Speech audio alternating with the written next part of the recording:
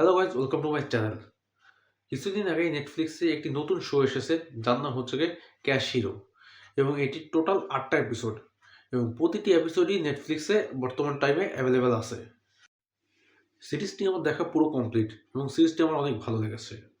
Basically এখানে কিছু characters আছে যাদের কাছে সুপার পাওয়ার আছে, যার সাহায্যে তারা মানুষের হেল্প করে।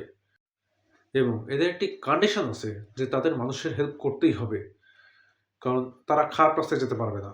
না হলে তাদের বডিতে অনেক ধরনের সাইড এফেক্ট দেখা দেবে, যাতে তাদের বডিতে নানা ধরনের প্রবলেম হবে, পাওয়ারও চলে যেতে পারে এমন কিছু। তাই তাদের ভালো কাজই করতে হবে এই সুপার পাওয়ার ইউজ করে। এই সুপার পাওয়ার তারা তাদের ফ্যামিলির কাছ থেকে পেয়েছে, মানে আগে বাবার কাছে ছিল বা মার কাছে ছিল, তার আগে তারা পেয়েছে তাদের বাবা মার কাছ থেকে। এভাবে এটি ট্রান্সফার হয়ে যায়। এবং সবার হচ্ছে গিয়ে সুপার পাওয়ার যেগুলো আছে সেগুলো আলাদা আলাদাভাবে চার্জ করতে হয়।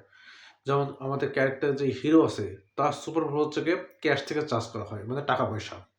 তার পকেটে যত টাকা পয়সা থাকবে সেই হিসাবে সুপার পাওয়ার কাজ করবে।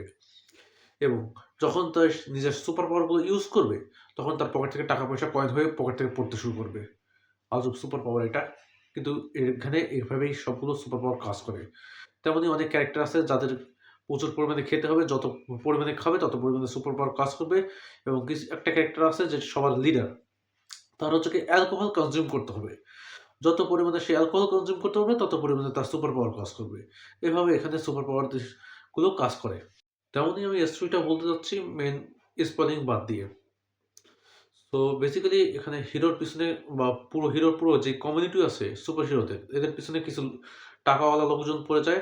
তারা হচ্ছে গিয়ে এদের সুপার পাওয়ারটা কিনতে চায় বা হচ্ছে গিয়ে কেড়ে নিতে চায়। সায়েন্সের মাধ্যমে এরা তাদের বডি থেকে সুপার পাওয়ারটা আলাদা করে নিজেদের মধ্যে নিয়ে নেয়। এবং হিরো এবং বাকি যে কমিউনিটির যে লোকরা আছে তারা এটা চায় না, কারণ তারা এই সুপার পাওয়ার ইউজ করবে খারাপের জন্য। এবং যখন বডি থেকে সুপার পাওয়ার আলাদা হয়ে যাবে, তখন তারা সুপার পাওয়ার যেভাবে ইচ্ছা সেভাবে ব্যবহার করতে পারে। এবং তারা নিজেদের সুপার পাওয়ার ইউজ করে এদের আটকাতে হবে। এভাবে দেখানো হয়েছে সিরিজে কিভাবে তারা আটকাবে, কিভাবে তারা ফাইট করবে। এখানে সুপার হিরোরা অন্যান্য সব জায়গায় যেমন ফিল্ম ও সিরিজ যেভাবে দেখানো হয় নিজেদের ডেইলি লাইফ কিভাবে মেনটেন করে এবং দুনিয়া কিভাবে বাঁচায় সেভাবে দেখানো হয়েছে। কিন্তু এখানে বিশেষ করে টাকার ইম্পর্টেন্টটাও দেখানো হয়েছে, কারণ মেন সুপার হিরো আমাদের যে হিরো, তার মেন পাওয়ার হচ্ছে গিয়ে টাকা। যতক্ষণ তার পকেটে টাকা থাকবে ততক্ষণ তার সুপার পাওয়ার থাকবে। এটাই হচ্ছে সুপার হিরোর কনসেপ্ট। এবং আমি এই সিরিজটা অবশ্যই রিকমেন্ড করবো, কারণ আমার ভালো লেগেছে এবং এটি একটি সাকসেসফুল শো। তো যারা কে ড্রামা দেখতে ভালোবাসে বা সুপার হিরো ফ্যান, তারা এইটা দেখতে পারে।